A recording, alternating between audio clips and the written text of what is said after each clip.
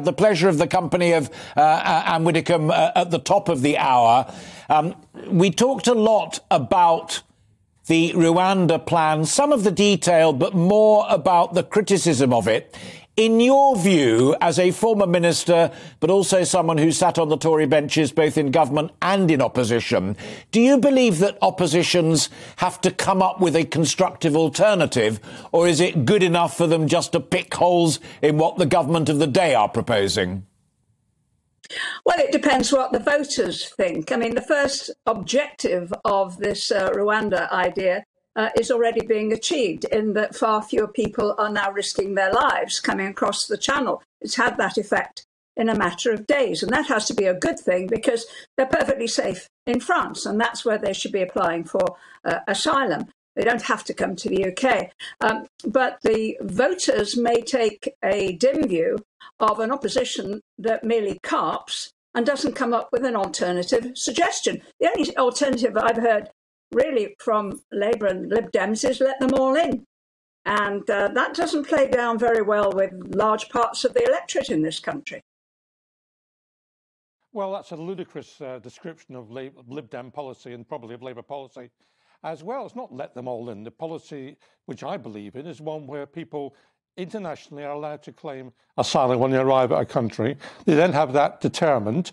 If they are genuine refugees, they can stay. If they can't, they're removed. And let's get this in perspective. 0.2% of the world's refugees come here. 0.2% only. 1 in every 500. This is not the issue which people are making it out to be. And also the policy from the government of sending out Royal Navy boats. What are they doing? They're acting as beacons to people coming across the channel, because when they see the Royal Navy boat, they go up to it and they'll be saying, OK, well, we'll now be taken to land. I mean, Royal Navy boats could do nothing apart from escort people to the shore. That was a good, tough exchange there between Edwina and Norman, but they use it as a political correspondent. Edwina Currie can make that point that, oh, it's just open borders, let them all in, because historically that was Labour's position. And the public perception that you report on professionally, and I comment on professionally, is that Edwina Currie's right. Well, we might find that the public perception shifts as the policy is implemented. I mean, so many of the concerns about what happens in Australia... One step back. Edwina Currie is saying the public perception is that the Lib Dems would just throw the borders wide open and Labour would just throw the borders wide open. That is the public perception of the opposition party's positions on immigration. But it obviously isn't true. I mean, just because you're in the European Union doesn't mean that you have an open borders policy to the entire world. You were talking about a group of 27 countries, so I'm not sure open borders is the exact right way to characterise it. But yeah, people's perception of this policy will change and be shaped by how it's implemented, all the details that we'll see. When we see the pictures of those people being loaded onto planes and the potentially harrowing details that we're warned about might actually occur once people who have gone all across the world to come to the UK and then been transported to Rwanda, all of those issues that people are concerned about might be repeated that we've seen in Australia. We might find that the public perception shifts again. So we shouldn't take this as a completely static picture of what the public thinks about this issue. Question to both Edwina and to Norman. Edwina first. I was chatting to an old friend of mine, actually both of you know him, but no names, no pactoral, because it's slightly sensitive, who said, what you've got to understand, Alistair, and trying to get your head round this, is that the Home Office historically exists to stop people coming here. That is perceived as being the fundamental job of the Home Office. Full stop, move on. Edwina Currie? Yes, indeed. My grandparents came to the United Kingdom in the 1890s as children. And by 1905, that was exactly what happened. There was a huge piece of legislation that stopped people coming in. One of the key things we have to do is make a distinction between refugees and economic migrants. Yes. I mean, in this area where I live in the Peak District, we're welcoming 6 families from Ukraine over the next few days, and they will be made extremely welcome, and everyone will pull out all the stops to assist them. The people that are coming in the boats are mostly male, mostly young, nearly all economic migrants, often from quite well-off families, paying £6,000, £7,000, £20,000 to get them here. And the feeling in the UK is actually they shouldn't be doing this. They shouldn't be doing this. There are routes for legal migration, particularly from the Commonwealth and indeed from other countries. And those are the people that we need. The people we don't need are the ones who get into a boat, drop the passport, and then come here and claim that they're something that they're not. Yeah. Fascinating. Norman, you were nodding your head in agreement with a lot of what Edwina said. Yes, I so why can't Ed Davies say it as well, then? Well, let me tell you what I agree with, first of all. OK. Look, Edwina's right. We separate out the difference between people who are genuine refugees and economic migrants. But that doesn't mean that people who arrive here are automatically illegal. They're not. They arrive here, and the issue is the Home Office should process them quickly, determine whether they're genuine refugees. I like the ones that Edwina's talking about being welcomed, because that's quite right. And if they're not proper refugees who are economic migrants, they should be returned. It's as simple as that. That's how it should work. And the problem has been that the Home Office, as you said at the beginning, Alistair, has had a policy of rejecting almost everybody they can. And the reason they take such a long time to determine whether someone's a refugee, I think, is to deliberate, to try and keep them in limbo for a long period of time. As a deterrent, that's what they do. We should process these people quickly. Those who are refugees should be allowed to incorporate themselves into the country. Those who aren't should be returned. And if that was done quickly, some of this would go away. Yes. Intriguing. Again, bring you back in on this, because you were listening carefully to what Edwina was saying, and you were here at the top of the hour when you were hearing Anne Widdecombe making very, very similar points. Does it not surprise you that actually there is common ground between people who politically are not quite polar opposites, but certainly very, very different wings of British politics? There's constructive, intelligent common ground we never hear about. Never in The Guardian, never in The Independent. It absolutely is.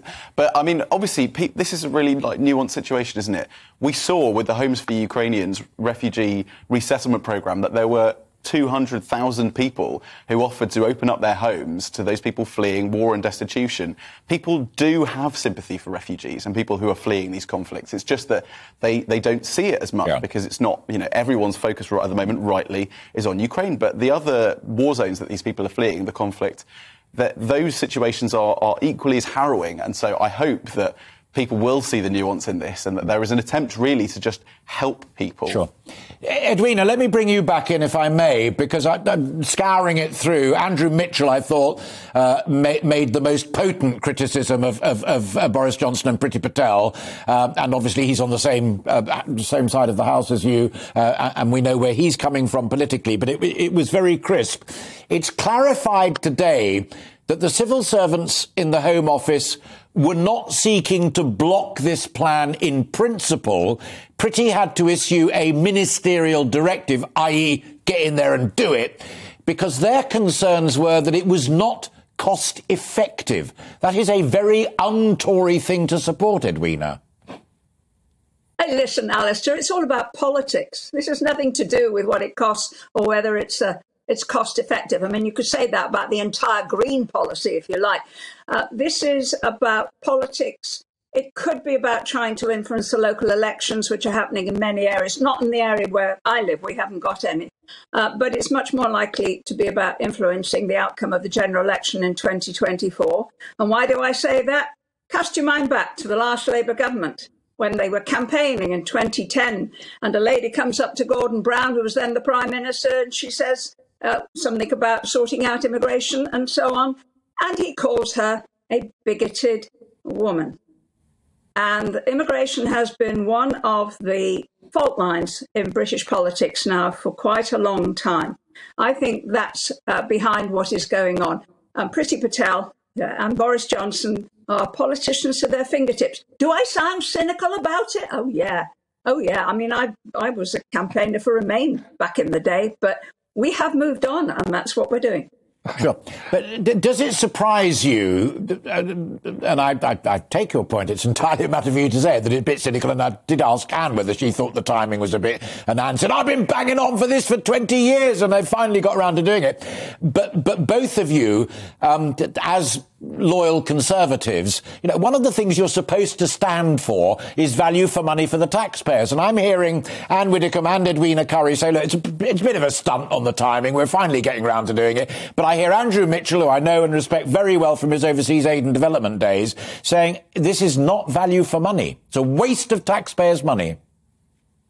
Yeah, an awful lot of things are a waste of taxpayers' money, like helping out and giving money to business during the pandemic, all sorts of things. That was another example of where a ministerial directive had to be given where the minister simply said, just do it. Just do it. We'll sort out the money later. The idea that you can only ever do things that are value for money is an idea that you can always predict the future. I mean, let me give you a slightly different scenario.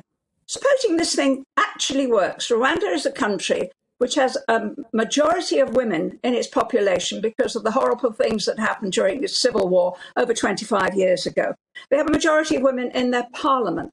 They are a modern and progressive country. They're trying very hard to expand and develop, and they need more people. They're looking for people to come to their country, not to leave. I think that could actually be extremely helpful. And that's one of the things that we do with foreign aid. So, it'd be very interesting to see if this does actually pan out. Personally, I think what it'll do is it'll cut off a lot of the illegal immigration that's coming across the channel, and the government will then claim a success, and then they will be winning elections. Yeah. Do you accept what Edwina's saying there about Rwanda? Because there have been reams and reams of stuff written about how terrifying this place is, harking back to the days of genocide and internecine strife. And I tweeted a couple of days ago saying it's intriguing that the government of Rwanda are clearly seeing this as, in effect, a new industry. And Priti Patel this morning said, I think other countries will follow. You've looked at Rwanda, and you've heard what Edwina Curry just said there. Well, one of the main issues when I spoke to Conservative MPs when the policy was announced was they were like, is this the right place? Yeah. Partly the human rights issues, but also, I mean, obviously in Britain, we do actually take Rwandan refugees, people who have fled that country because they face persecution. The Foreign Office's own website says that LGBTQ plus people there face hostility, not because of any laws, but because it's sort of ingrained into the sort of country. Sure. So I'm not 100% sure it's the safest place. Funnily enough, I mean, but also it doesn't stop either Liz Truss or the Prime Minister going to Saudi Arabia to cut a deal to fill in. Do you accept any of what Edwina was just saying about Rwanda? Well, I said one point, which is that this is a cynical ploy by the Prime Minister ahead of the local elections to play the immigration card. No, so I had to get that one in, Alistair. No, I don't necessarily. I mean, Rwanda's got a very poor human rights record. We are, as you just heard, receiving refugees here who are proven to be in danger of torture all their lives from Rwanda, and we're sending other people over there. This is inhumane. Actually, do you know something? I'm ashamed to be British with this policy. I really am. Edwina, one thing that struck me as well that lacked clarity, and throughout your political career, and you and I have known each other for a long, long time, is that you've never been backward in coming forward on clarity, even if whether it's eggs and putting the fear of God into people, but you've always been straight down the line. It did strike me that there was quite a lack of clarity in what Priti Patel announced when she was down in Rwanda itself and the Prime Minister at that air base in Kent. One simple standout line is if you're scooped up on the shore of Kent and whisked away to Rwanda and fail to qualify there, you either go back to where you came from. At no point do you come here. You got it. You got the point, Alistair. You got it entirely. And having some of the details a little obscure is fine. Because the key thing about this that's being talked about now all over the world is Rwanda. And that will have the effect on people wanting to come here. Incidentally, the United Kingdom has a long history of suggesting that people that aren't wanted here, in inverted commas, should go to somewhere else. No, but with respect, that's why I came back to that question, because you yourself said a moment ago, you and your family wouldn't be here were it not for open hearts and open minds. Half the cabinet wouldn't be in this country if it were not for a similar policy. We've reneged on that policy in the context of Rwanda, and that, I think, does trouble quite a few folk. It may do, but the opposition, the objection to a lot of people coming in here is also very profound. It's all right for us.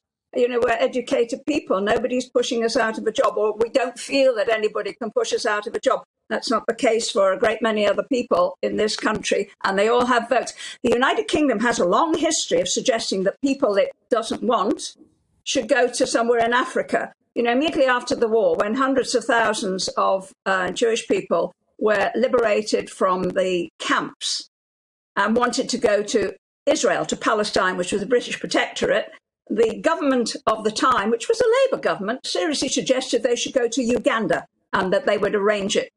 And that's a memory that's burned into I come from a Jewish background. It's burned into our memory as well, because our reaction was, you've got to be joking, the homeland. is Israel, and that's where people want. But it's not about what the refugees want. It's actually not about what liberal-minded people and good people in this country want. It's what it's to do, as Norman has just said, it's a cynical political ploy, a lot of it. And it's because it plays into a meme that the government hopes will be successful. And perhaps Priti Patel particularly is leading the charge. Norman is champing at the bit. Well, I'm not champing at the bit, but I want to come back to your point about value for money, because what Andrew Mitchell, who I also respect a great deal, by the way, and he and I share the record of being stopped by police trying to wheel a bicycle into Downing Street. But Andrew Mitchell has said that when he examined this, it would have been cheaper to put these people up on the Ritz. That's what he said, rather than export them, because that's what it is, export them to Rwanda. And these ministerial decisions which are taken against civil service advice, directions which are issued, directives. There's been 2 in the Home Office only in the last 30 years. This is the second one. This is quite a big thing. The civil service doesn't take these decisions lightly to say, sorry, Minister, we're not doing that. They've got a real concern about the value for money and the whole process of that. Not about the rights and wrongs of the policy, that's not their job, but about the cost of it and the way it's being implemented. Edwina? Norman, I'm sure you would agree with me that the Home Office Civil Service have not exactly covered themselves with glory. I do agree with that. Ukraine refugees. I mean, they are, I won't put the word bloody in there, but they're something useless, right? And to have a senior minister, a Home Office minister, actually saying to them, you will do this because I said so, and I will take responsibility for it, and I will defend this policy, and let's see how it plays out. I think that's good. I hope it works. I hope it works and that it benefits Rwanda. I do a bit of work, not in Rwanda, but in another very poor African country. And it would be a joy to see people coming into that country where they could actually bring some energy and drive and health and to see the economy of that country improving. If it works for Rwanda, it might actually be a very good template for the future. All right, we're coming up towards 1:30, and I'm going to throw a final question to you, Edwina, and Aubrey and Norman, do feel free to come back upon it, but we've kind of half discussed it already. Whether one is a Conservative, Labour Party supporter or Liberal Democrat, all of us in this conversation care passionately about our democracy, and good democracy works when you have strong and powerful opposition. You've been around a while, Edwina. I'm not impressed at the moment by the policy critique of the opposition or the fresh ideas and the challenge. Is it as bad as you've seen, or have we seen worse?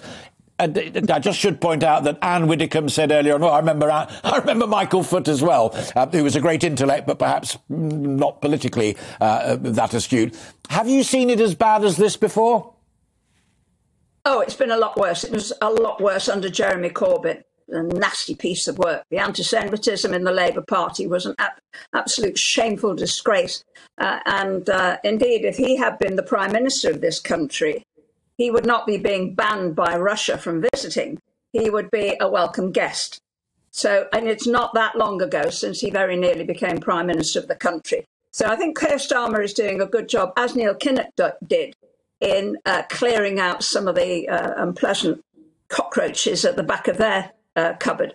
But he's got a long way to go to be appealing to the British people. And one of the key things he's got to remember is not everybody lives in North London.